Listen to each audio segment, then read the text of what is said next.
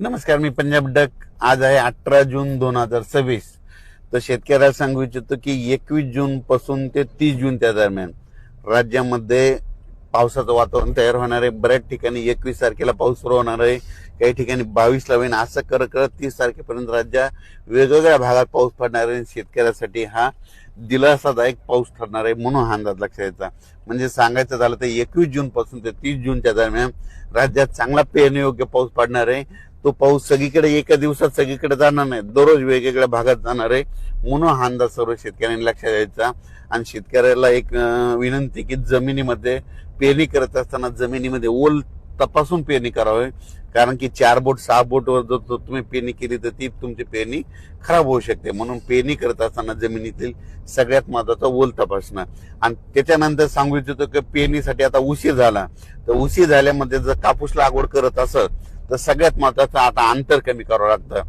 कारण की अंतर कमी केल्याच्या नंतर मग कापसाला उतार येतो, म्हणून हे लक्षात यायचं. म्हणजे उशीर झाला कापसाचं अंतर उशिरा जर पेरणी झाली तर अंतर जवळ करावं लागतं, आणि लवकर पेरणी असेल तर थोडं अंतर वाढवावं लागतं. म्हणून काय होतं, अवरेज मध्ये चांगले येतं. पण कोणतीही पेरणी करत असताना उशिरा झाली तर त्याचं अंतर कमीच करावं लागणार आहे. कारण की उशिरा पेरणी केल्यामुळे वाढ होत नसते, म्हणून हे लक्षात यायचं. आणि होईल तिथपर्यंत लवकर येणाऱ्या जाती करा, पांढऱ्या फुलाच्या करा, लवकर येणाऱ्या करा. कारण की लवकर येणाऱ्या मध्येच काहीतरी खरं आहे, नसं उशिरा येणाऱ्याचे काही खरं नाही. म्हणून होईल तिथपर्यंत लवकर येणाऱ्या जाती करा.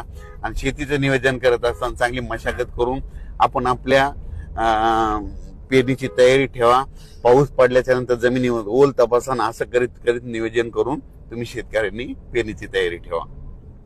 परत एक शेतकऱ्याला सांगू इच्छितो की यावर्षी दरवर्षी मी म्हणतो ना, जूनच्या शेवटच्या आठवड्यातच पेरणी होणार आहे. मी पहिल्यापासून सांगतो की निसर्गच 22 दिवस पुढे सरकला आहे, पण याकडे कोणी दुर्लक्ष करतं.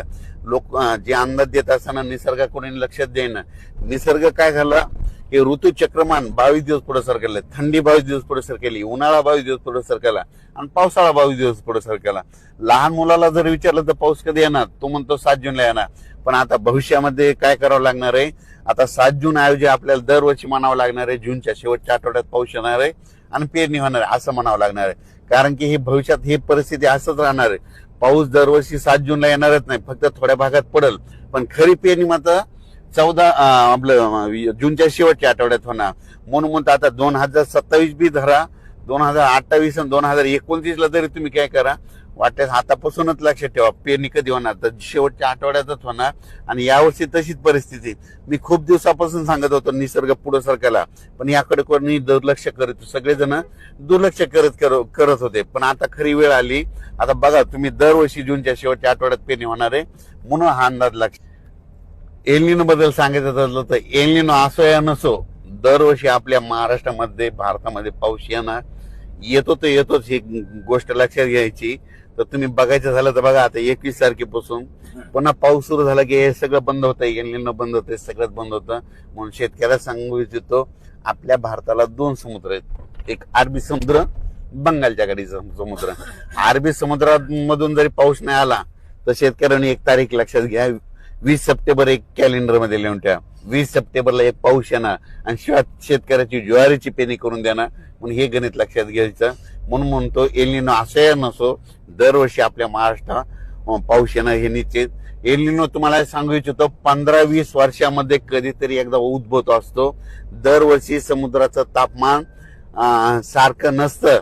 तर तुम्हाला सांगतो, हे जे एवढा 5-7 हजार किलोमीटर इतक्या दूरचा समुद्र आहे, ह्या समुद्रामध्ये तापमानामध्ये खूप तफावत असते.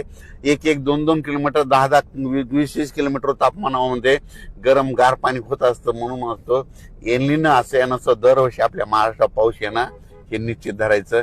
यावर्षी देखील येणार आहे, फक्त जेमतेम पडणार आहे, सरासरी इतका पडणार आहे, पण परत तिथं पाऊस जास्त पडणार आहे, म्हणून हा अंदाज लक्षात घ्यायचा.